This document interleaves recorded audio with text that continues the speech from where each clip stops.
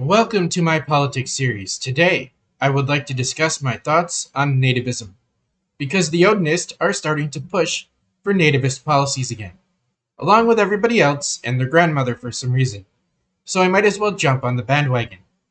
I am personally indifferent to nativism, because this is something that the ancient pagans supported.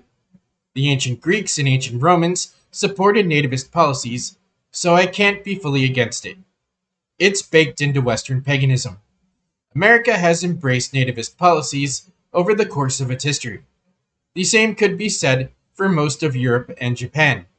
People are starting to embrace nativist policies again in 2026 because the governments in the West opened the floodgates. The West has seen an influx of people that are incompatible with Western values. The Odinists that I'm aware of think embracing nativism will fix the West. All you must do is implement nativist policies, and the West will magically be fixed.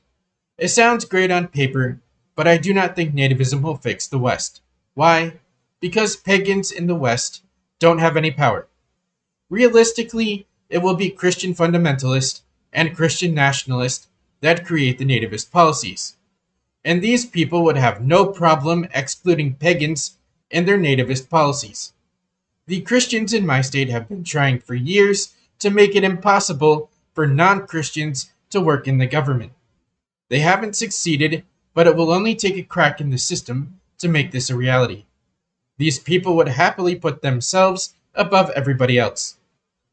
Pagans do not currently have the political power or numbers to make nativism work in our favor, at least not at the federal level. You could probably make pagan nativist policies work at the local level if you have a community of pagans. This might be something that pagan communities across the West might want to look into.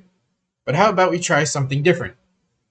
Why don't we just support policies that import more pagans into the West? It's obvious that we can't compete with the Christians, but we could definitely import more Shinto practitioners, Taoists, Buddhists, Hindus, Sikhs, and Jains into the country. Some people on the right are against importing more Indians, but I view this as a skill issue. In the gaming world, we have a term called get good. There are a lot of people on the right that don't want to get good, and that's a problem that needs to be addressed. But Western pagans aren't going to have any political or societal power until we get our numbers up. This is what Islam is doing, so why can't pagans do the same thing? Support the immigration of more pagans into the West until we can do something with our numbers. Nativism could work at the local level, but not at the federal level, unless you were to import more pagans and find a way to unify everybody. And have fun trying to unify everybody. Pagans are like libertarians. If you ask 100 pagans a question, then you will get 120 different answers. Ultimately, this topic is not a priority for me. Nothing I want ever gets implemented politically. Despite having an opinion on this topic, I don't really care which side people take, because it's all meaningless as a pagan anyway.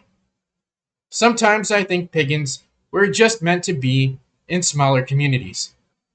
Thanks for listening. Have a fantastic day or night.